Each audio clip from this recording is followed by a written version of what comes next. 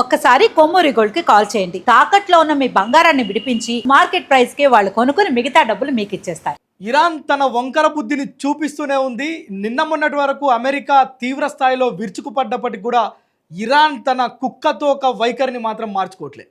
నిన్ననే స్విట్జర్లాండ్లో America Iran మధ్య piece deal పూర్తయిన నేపథ్యంలో మరొకసారి సింగపూర్కు చెందిన ఒక నౌక పైన ఇరాన్కు సంబంధించిన దళాలు అటాక్ చేయడం ప్రస్తుతం ప్రపంచాన్ని ఒక గందరగోళమైన పరిస్థితిలో, ఒక భయాందోళనకరమైన పరిస్థితిలో నెట్టేసినాయని చెప్పుకోవచ్చు.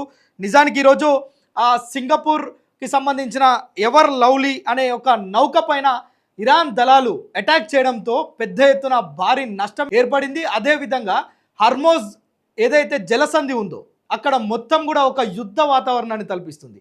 ఇంత పెద్ద భారీ నౌకను తగలబెట్టడం, దానిపైన అటాక్ చేయడంతో ఒక్కసారిగా హర్మోజ్ జలసంధి మొత్తం అదంతా మంటలతో నిండిపోయింది. అయితే తమకు ఇష్టం లేని మార్గంలో ఎవరైనా ప్రయాణిస్తే దాని భద్రతకు మేము కారకులము కాదు అని ఇరాన్ నిన్ననే చెప్పింది.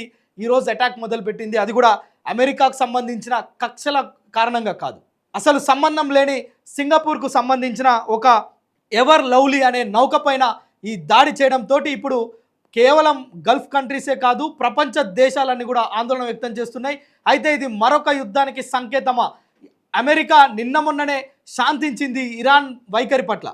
స్విట్జర్లాండ్లో జరిగిన శాంతి ఒప్పందం తర్వాత అమెరికా తన బలగాలన్నింటినీ కూడా వెనుకకు తీసుకొచ్చింది. ఇప్పుడు తాజాగా సంబంధం లేని వ్యక్తులపైన, సంబంధం లేని నౌకలపైన హర్మోజ్ జలసంధిలో ఈ యొక్క ఘోరమైన భీకరమైన దాడి చేసిన ఇరాన్ను ఎట్టి పరిస్థితుల్లో క్షమించమని ఇప్పటికే అమెరికా చెప్తుంది. ఇప్పటికే ఐక్యరాజ్య సమితి కూడా దీనిపైన పునరాలోచన చేస్తుంది. ఎందుకంటే ఇరాన్ కొన్ని గంటల్లోనే, ఏదైతే హెచ్చరికలు జారీ చేసిన కొన్ని గంటల్లోనే ఈ విధమైన భారీ దాడికి పాల్పడడం ఇది మరొక యుద్ధానికి సంకేతమేననే ఒక ఆలోచన ప్రపంచ దేశాల్లో వస్తుంది. అయితే ఇంటర్నేషనల్ మారిటైమ్ ఆర్గనైజేషన్ ఎస్కాట్ను తాత్కాలికంగా ఏదైతే హర్మోజ్ గుండా సురక్షితంగా నౌకలు వెళ్ళాలనే ఒక దృక్పథంతో వాటన్నింటినీ కూడా ఉపసంహరించుకున్నారు. ఈ ఉపసంహరించుకున్న కొన్ని గంటల్లోనే ఇంత భారీ కుదుపు, భారీ పేలుడు, భారీ ఒక భయంకరమైన ఒక పరిస్థితులు హర్మోజ్ జలసంధిలో ఏర్పడ్డాయంటే మనం అర్థం చేసుకోవచ్చు. మరొకసారి ఇరాన్ తన కుక్క బుద్ధి వైఖరిని చూపించుకోవడమే కాకుండా ప్రపంచంతో యుద్ధానికి సిద్ధమవుతుంది అనేది మనకు అర్థమవుతుంది. మనం నిన్న మొన్నటి వరకు చూసాం, ఏదైతే అమెరికా ఒక్కటి దాడి చేస్తేనే ఇరాన్ ఉక్కిరిబిక్కిరి అయిపోయింది. మొత్తం కూడా ఆ దేశంలో శ్మశాన వాటికను తలపించినాయి. పాపం అమాయకమైన ప్రజలు తిండి తిప్పలు లేకుండా రోడ్లపైకి వచ్చి అన్నమో రామచంద్ర అని వేడుకున్న పరిస్థితి మనం చూసినాం. దానిపైన పాపం ఇరాన్కు కొంత సపోర్ట్ చేద్దామనే వైఖరి కూడా ప్రపంచ దేశాలు కొంత చూపించినాయి. కానీ ఇప్పుడు ఇరాన్ చేస్తున్న ఈ యొక్క దాష్టికాన్ని ఏ దేశం కూడా సహిస్తలేదు, మెచ్చుతలేదు.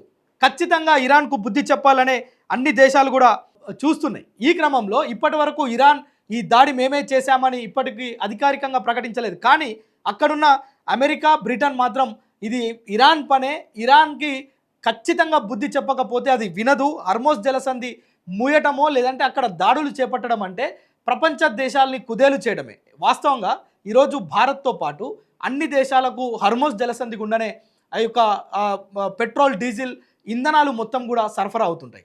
అలాంటి దారిలో నువ్వు అటాక్స్ చేస్తే, ఒకవేళ ఇరాన్ కానీ ఇంకా ఎవరు కానీ అటాక్ చేస్తే ఆ ఇతర దేశాలకు వెళ్ళాల్సిన ఈ యొక్క క్రూడ్ ఆయిల్స్ వెళ్ళకపోతే అక్కడ తీవ్రమైన సంక్షోభం ఏర్పడుతుంది, ఆర్థికమైన ఇబ్బందులు ఏర్పడతాయి, ప్రజలు తీవ్రమైన గందరగోళానికి, ఇబ్బందులకు గురవుతారు, వ్యాపారాలు మూసివేయాల్సిన పరిస్థితి వస్తుంది. అయితే నిన్న మొన్న మనం చూసాం, ఏదైతే అమెరికా సెనేట్ ట్రంప్కున్న అధికారాలని కొన్ని తగ్గిస్తూ అమెరికా కాంగ్రెస్ నిర్ణయం తీసుకోవటం, ఇప్పుడు ఒక్కసారిగా ఇరాన్ తన దుర్బుద్ధిని మరొకసారి ప్రపంచం ముందు చూపించుకునే ప్రయత్నం చేస్తుందా అంటే కూడా నిజమే అని చెప్పవచ్చు. నిజానికి ఇరాన్ చేస్తున్న ఈ యొక్క దుశ్చర్యని ఏ విధంగా ఖండించాలనేది మీరు కామెంట్ చేయండి. మరొకసారి అమెరికా కనుక కన్నెర్ర చేస్తే ఈసారి ప్రపంచ పటంలో ఇరాన్ లేకపోవడం లేదంటే కనుమరుగవడం మాత్రం ఖచ్చితంగా కనిపిస్తుంది. దీనిపైన మీరేమనుకుంటున్నారు? ఇరాన్ ఒక సంబంధం లేని సింగపూర్కు సంబంధించిన ఒక నౌక పైన దాడి చేసి మొత్తం కూడా ఆ దట్టమైన పొగలు, మీరు విజువల్స్ చూస్తే మీకు అర్థమవుతుంది. అంత పెద్ద భారీ నౌకను మొత్తం కూడా తగులబెట్టిన ఇరాన్కు ఏ విధంగా బుద్ధి చెప్పాలో మీరు కామెంట్ చేయండి.